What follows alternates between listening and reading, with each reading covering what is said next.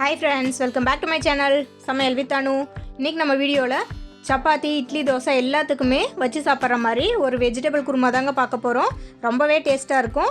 வீடியோக்குள்ள போறதுக்கு முன்னாடி நம்ம சேனலை இன்னும் நீங்க சப்ஸ்கிரைப் பண்ணலனா சப்ஸ்கிரைப் பண்ணிக்கோங்க. ஒரு வாணல்ல 2 டேபிள் ஸ்பூன் ஆயில் சேர்த்துக்கங்க. இதுல ஒரு 20 ல இருந்து 25 போல சின்ன வெங்காயம் சேர்த்து நல்லா வதக்கிக்கலாங்க. வெங்காயம் நல்லா வதங்கினதுக்கு அப்புறமா 2 மீடியம் சைஸ் தக்காளி சேர்த்துக்கலாங்க. அதையும் நல்லா வதக்கிடலாங்க.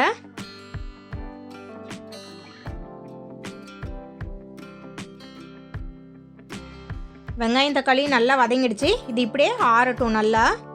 அடுத்ததாக ஒரு மிக்ஸி ஜார் எடுத்துக்கலாங்க. மிக்ஸி ஜாரில் 1 கப் அளவுக்கு துருவின தேங்காய் சேர்த்துக்கலாங்க. அடுத்தது ஒரு பூண்டு அதே அளவுக்கு இஞ்சி சேர்த்துக்கலாங்க. அடுத்ததாக கூடவே 3 பீஸ் பட்டை சேர்த்துக்கிறேங்க. 2 கிராம்பு சேர்த்துக்கலாங்க. அடுத்ததாக 1 டேபிள் ஸ்பூன் அளவுக்கு பொட்டுக்கடலை சேர்த்துக்கலாங்க. அடுத்ததாக 1 ஸ்பூன் அளவுக்கு சோம்பு சேர்த்துக்கலாங்க. அடுத்ததாக இது கூடவே வதக்கி ஆற வச்சிருக்கிற வெங்காயம் தக்காளியும் சேர்த்துக்கலாங்க. இது எல்லாத்தையும் ஒரு நல்ல ஃபைன் பேஸ்ட்டாக அரைச்சி எடுத்துக்கலாங்க. அடுத்ததாக ஒரு கடாயில் 4 டேபிள் ஸ்பூன் ஆயில் சேர்த்துருக்கேங்க. ஆயில் நல்லா காஞ்ச உடனே ஒரு 1/4 ஸ்பூன் கடுகு சேர்த்து தாளிச்சிக்கலாங்க. அடுத்ததாக இதில் ஒரு கொத்தளவுக்கு கருவேப்பிலை சேர்த்துக்கலாங்க. கருவேப்பிலை பொரிஞ்ச உடனே நீளமாக வெட்டி வச்சுருக்கிற ஒரு பெரிய வெங்காயம் சேர்த்து கூடவே 2 பச்சை மிளகாய் சேர்த்துக்கலாங்க. இது எல்லாத்தையும் நல்லா வதக்கிக்கலாம்.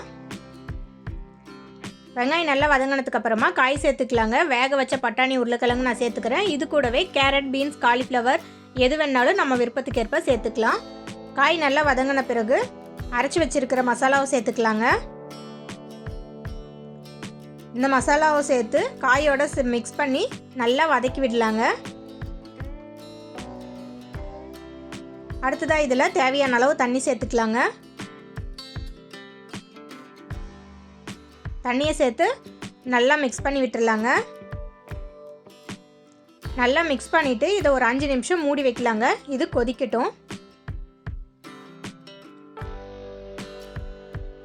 பாருங்கள், இப்போ நல்லா கொதிக்க ஆரம்பிச்சிருச்சு. இப்போ 1 டேபிள் ஸ்பூன் அளவுக்கு மிளகாய் தூளும் 1 டேபிள் ஸ்பூன் அளவுக்கு மல்லித்தூளும் கூடவே 1/2 டேபிள் ஸ்பூன் அளவுக்கு சிக்கன் மசாலா சேர்த்துக்கிறேங்க. இது எல்லாத்தையும் சேர்த்து நல்லா மிக்ஸ் பண்ணி விட்டுட்டு திரும்பவும் மூடி வச்சு ஒரு 10 நிமிஷம் போல் கொதிக்க விடலாங்க.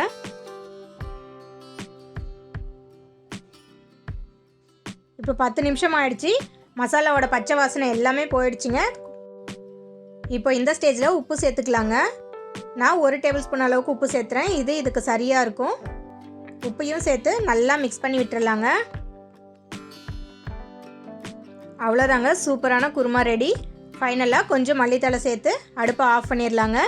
சப்பாத்தி, இட்லி, தோசை எல்லாத்தோடையுமே வச்சு சாப்பிட ரொம்பவே டேஸ்ட்டாக இருக்கும். கண்டிப்பாக இதே மெத்தடில் நீங்களும் ட்ரை பண்ணி பாருங்கள்.